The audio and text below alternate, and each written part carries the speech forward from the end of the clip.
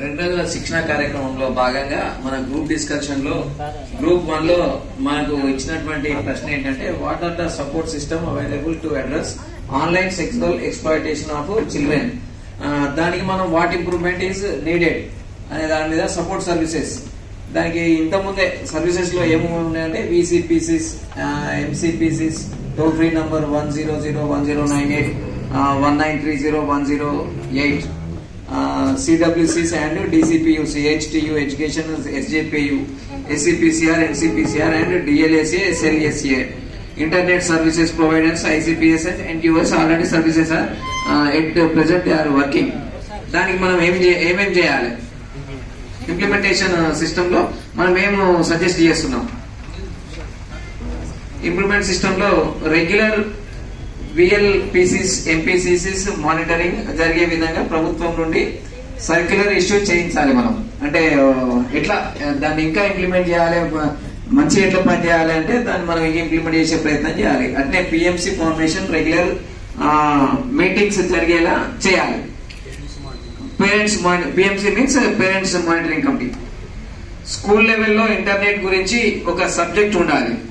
అన్ని ఇంతకుముందున్న ఎప్పుడో మాడ్యూల్ చేయబడిన ఉన్నాయి. ఇప్పుడు ఇంటర్నెట్ బాగా విస్తరించింది కాబట్టి ఇప్పుడు ప్రస్తుత సమాజానికి పనికొచ్చేలా మనము ఇంటర్నెట్ లో ఎట్లా ఉపయోగించాలి, పిల్లలు దాని లాగింగ్ సిస్టమ్ ఎట్లా ఉండాలి, పిల్లలు ఇబ్బందికరంగా సెక్సువల్ అబ్యూస్ కానీ ఎక్స్‌ప్లాయిటేషన్ కానీ లేకుండా ఉండే విధంగా ఇంటర్నెట్ సబ్జెక్ట్ కూడా పాఠ్యాంశంగా బోధించే విధంగా జోడించాలి స్కూల్ లెవెల్లో. ఓకే, టోల్ ఫ్రీ నంబర్ కు కాల్ చేస్తే విత్ ఇన్ ఏరే ఇంతకుముందు అనుకున్నాం కదా మనం 1098 కానీ మిగతా 100 కానీ 1930 కానీ ఈ నంబర్స్ అన్ని కూడా 2-3 minutes 4 minutes ఒక నుంచి ఒక ట్రాన్స్ఫర్ అయ్యి లేట్ అయ్యే బదులు ఆ బాధితుడు టెన్షన్ లో ఉంటాడు. ఏమైనా జరిగింది వెంటనే రికార్డ్ చేయాలి, రిపోర్ట్ చేయాలని చెప్పని ఉంటాడు.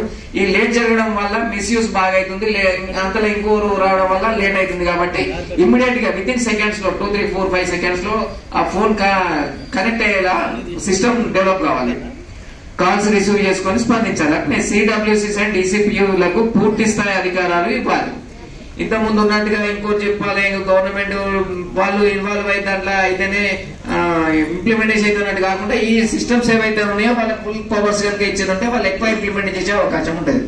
అట్లనే PLVCs లకు గౌరవ వేతనం ఇచ్చి వారిని ప్రజలకు అందుబాటులో ఉండేలా చేయాలి. ఏదో నామకా వస్తే కంపెనీలేషన్ వాళ్ళే పనిచేస్తారని చెప్పి ఇక్కడ ఢిల్లీ నుంచి చెప్పి ఇక్కడ రాష్ట్రం నుంచి జిల్లాల నుంచి గ్రామాలకు పోయే వరకు అది ఇంప్లిమెంటేషన్ అయితే ఓన్లీ కంపెనీస్ వరకే ఉంటున్నాయి తప్ప అది ఎఫెక్టివ్ గా వర్క్ చేయడం లేదు. ఎఫెక్టివ్ గా వర్క్ చేయాలంటే గతంలో అక్షరదీప్ కానీ మిగతా కొన్ని కార్యక్రమాలలో గౌరవ వేతనం ఇచ్చి ఇంప్లిమెంటేషన్ అక్షరాలు నేర్పించడం లాంటివి ఉండేది. దీంట్లో సెక్సువల్ అఫెన్స్ కూడా అబ్యూజెస్ కూడా ఎక్స్‌ప్లాయిటేషన్ ఇట్లా లేకుండా ఉండాలంటే గ్రామ స్థాయి కమిటీలను అభివృద్ధి చేసి ఆ గ్రామ స్థాయి కమిటీలో పనిచేసే స్వచ్ఛంద కార్యకర్తలకు కూడా కొంత గౌరవ వేతనం ఇచ్చినట్లయితే ఈ కార్యక్రమం ఎక్కువగా ఎఫెక్టివ్ గా పనిచేసే అవకాశం ఉంటుంది. అట్లనే ఇంటర్నెట్ సర్వీస్ ప్రొవైడర్స్ కు OCS రిలేటెడ్ యాప్స్ పై మానిటరింగ్ కంట్రోలింగ్ పవర్ ఉండాలి. ఏదో సిస్టమ్ మాత్రమే పెట్టినామన్నట్టు కాకుండా వాటి మీద కంట్రోలింగ్ అండ్ మానిటరింగ్ పవర్ కూడా వాళ్ళకే ఇచ్చినట్లయితే ఉంటే ఏదైతే అబ్యూజెస్ వర్డ్స్ కానీ ఇంతకుముందు మనం అనుకున్నట్టు ఏదైతే మెటీరియల్ అబ్యూజ్ అవుతుందో దాన్ని మానిటరింగ్ చేసే సిస్టమ్ కూడా పవర్స్ కూడా వాళ్ళకే ఇచ్చే విధంగా ప్రొవైడర్స్ కు ఉండాలి. అట్లనే NGOs నెట్వర్క్స్ ఏర్పాటు చేయాలి. ఇదే మనం FMM లో ఎట్లయితే నెట్వర్క్ NGOs గా పనిచేస్తున్నామో మిగతా జిల్లాలో రాష్ట్ర వ్యాప్తంగా ఉన్నటువంటి NGOs అందరినీ ఏకమేసి అందరు కలిసికట్టుగా పనిచేసి చైల్డ్ అబ్యూజెస్ కానీ చిల్డ్రన్ కోసం పనిచేసే విధంగా మనం అందరం కలిసికట్టుగా పనిచేస్తే ఎఫెక్టివ్ గా దీని మీద మనం ఎక్కువ పనిచేసే అవకాశం ఉంటుంది. అట్లనే సాఫ్ట్వేర్ ఇంజనీర్స్ గుర్తించి వారిని డిస్ట్రిక్ట్ స్టేట్ లెవెల్ కమిటీలు ఫామ్ చేయాలి. ఇప్పుడు మనం ఎంతసేపు 20, 30, 40 years ని పనిచేస్తున్న ఎవరైతే చైల్డ్ రిలేటెడ్ యాక్టివిటీస్ లో ఉన్న వాళ్ళనే తీసుకున్నాం. మనకి ఇంకొంచెం ఇప్పుడున్న అప్డేట్ వర్షన్ లో ఉండాలంటే సాఫ్ట్వేర్ ఇంజనీర్ లో పనిచేసే వాళ్ళని కూడా మనం గుర్తించి వాళ్ళని మనం తీసుకొచ్చుకొని ఏ రకంగా ఈ మాల్ సాఫ్ట్వేర్ ఎట్లయితే జరుగుతుందో ఈ ఇంటర్నెట్ ద్వారా ఇంతకుముందు మనం 3 రకాల వెబ్స్ ఉన్నట్టు వాటి మీద పూర్తిగా అవగాహన అయినటువంటి వాళ్ళని కూడా మనం అపాయింట్ చేసుకుని వాళ్ళ గౌరవ వేతనం లెక్కనో లేదా గవర్నమెంట్ రిక్రూట్ చేసుకుంటట్టు కొంత అవగాహన కల్పించి స్కూల్ లెవెల్లో కానీ VCPCs లెవెల్లో కానీ DLSA లెవెల్లో కానీ మన నెట్వర్క్ NGOs లో కానీ మనం వాళ్ళందరినీ తీసుకొని ఇంజనీర్స్ గా అంటే దాన్ని పూర్తి నిష్ణాత కలిగిన వాళ్ళని తీసుకొని మనం పనిచేయించుకొని వాళ్ళ ద్వారా ఇటువంటి యాక్టివిటీస్ లో ఇన్వాల్వ్ చేస్తే ఇంకా ఎఫెక్టివ్ గా దీన్ని నివారించడానికి ఎక్కువ అవకాశం ఉంటుంది. అట్లనే పార్లమెంట్ లో చట్టం తీసుకునేలా చేసి ఎంపీలపై ఒత్తిడి చేయాలి.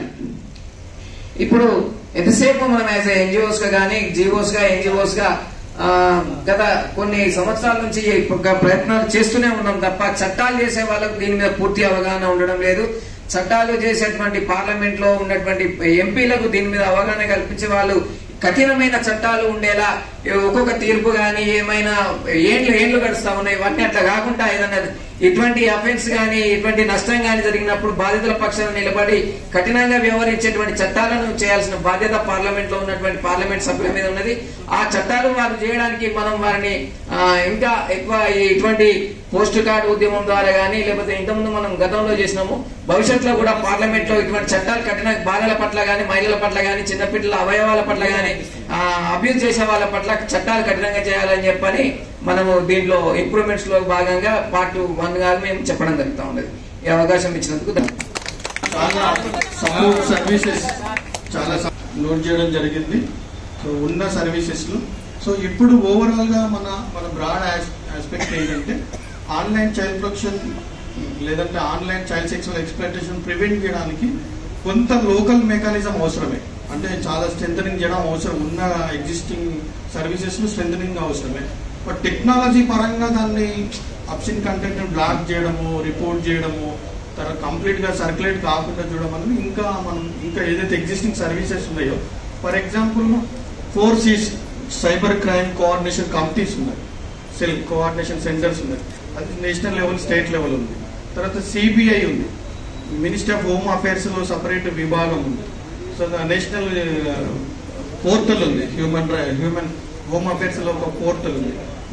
ఈ సర్వీసెస్ కూడా ఇంకా మనము తీసుకుంటే బెటర్ అన్నది. సో ఇప్పుడు టిప్ లైన్ నిన్న చెప్తున్నప్పుడు శివ గారు చెప్పారు కదా, మాకు వచ్చిన టిప్ లైన్ ఇన్ఫర్మేషన్ అంటే ఆ టిప్ లైన్ తర్వాత సింగపూర్, అమెరికా, భారతదేశం ఒక ఒప్పందం చేసుకుంది.